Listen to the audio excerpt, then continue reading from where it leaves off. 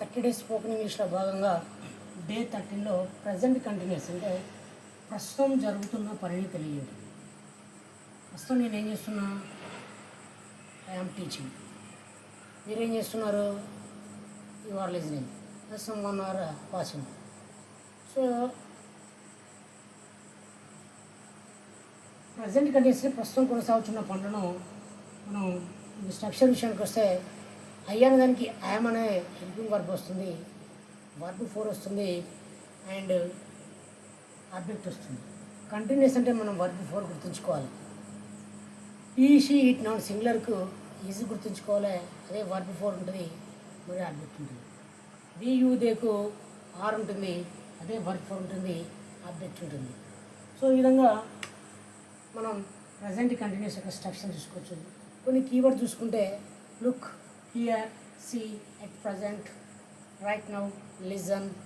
So ఇటువంటి వాటిని మనం కొన్ని కీవర్డ్స్గా మనం తీసుకోవచ్చు. ప్రజెంట్ కంటిన్యూస్ విషయానికి వస్తే ప్రశ్న కూడా చదువుతున్న పనులు అని చెప్పాను. ప్రశ్న ఎవరైనా అన్నం తింటున్నాడు ఈజ్ ఈటింగ్ అని చెప్పుకోవచ్చు.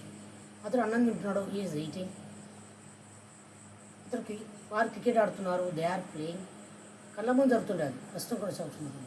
ఈ విధంగా మనం ప్రశ్న కూడా చదువుతున్నప్పుడు ఈ టెస్ట్లో మాత్రమే చెప్పాలి, వేరే టెస్ట్లో అయితే రాంగ్ అవుతుంది. ఎగ్జామ్ చూసుకుందాం. నేను ఇప్పుడు ఇంగ్లీష్ మాట్లాడుతున్నాను, దీని ఇంగ్లీష్ చెప్పాలంటే ఏంటి, I am speaking in English now. I అనే సబ్జెక్టుకు ఐఎమ్ అనే హెల్పింగ్ వర్బ్ వచ్చింది, speaking in English now.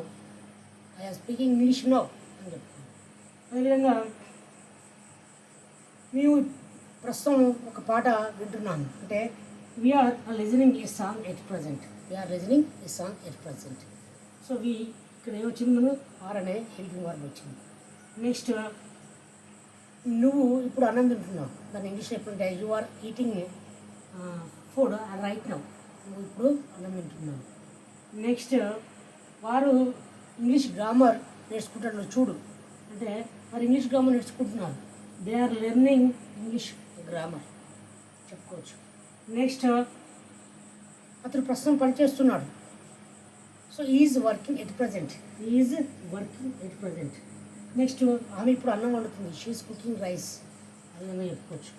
Next అది గోడ వీకలు దురుకుతూ ఉంది ప్రస్తుతం, so it is jumping in the wall, see చూడు. నెక్స్ట్ రవి టీవీ చూస్తున్నాడు లేదా రవి ఐపీఎల్ చూస్తున్నాడు, Ravi is watching IPL now. Next ఇప్పుడు వర్షం పడుతుంది, it is raining at present, ఇదని చెప్పుకోవచ్చు. నెక్స్ట్ బన్నీ నిద్రపోతున్నాడు, Bunny is sleeping. Okay, look చూడు. నెక్స్ట్ నేను క్రికెట్ ఆడుతున్నాను, I am playing cricket now. ఈ విధంగా మనం ప్రజెంట్ కంటిన్యూస్ మొత్తం ఇది ప్రజెంట్ యొక్క కంటిన్యూస్ ఫామ్లో చెప్పుకోవాలి. ప్రజెంట్ కంటిన్యూస్ అంటే చెప్పిన ప్రస్తుతం జరుగుతున్న పనులను మనం ప్రజెంట్ కంటిన్యూస్ చెప్పుకోవాలి. ఇందులో ఐవికి ఐఎమ్ వస్తుంది, వియుదేకు ఆర్ వస్తుంది, ఈ షిఫ్ట్కి ఈజ్ అనే ఒక హెల్పింగ్ వర్బ్ వస్తుంది, వర్బ్ అనేది ఆల్వేస్ కూడా మనం V4 వస్తుంది. ప్రస్తుతం కూడా చదువుతుంది. కొన్ని కీవర్డ్స్ కూడా చెప్పిన see, look, here, listen, at present, now, ఈ కీవర్డ్స్ మనం యాడ్ చేసుకోవచ్చు. మళ్ళీ ఒకసారి చెప్తున్నా, ఇప్పుడు నేను ఇంగ్లీష్ స్పోకెన్ చెప్తున్నాను, I'm speaking okay spoken English grammar ఇలా చెప్పుకోవచ్చు. I'm teaching spoken English, I'm teaching spoken English. మీరు వింటున్నారు, యు ఆర్ లిజనింగ్. ఓకే, వారు ఐపీఎల్ చూస్తున్నారు, దే ఆర్ వాచింగ్ ఐపీఎల్. ఆమె అన్నం తింటుంది, షీఈ్ ఈటింగ్ ఫుడ్. అతను నిద్రపోతున్నాడు, ఈజ్ స్లీపింగ్. ఈ విధంగా చెప్పుకోవచ్చు. ప్రస్తుతం వర్షం పడుతుంది, ఇట్ ఈస్ రైనింగ్ నౌ.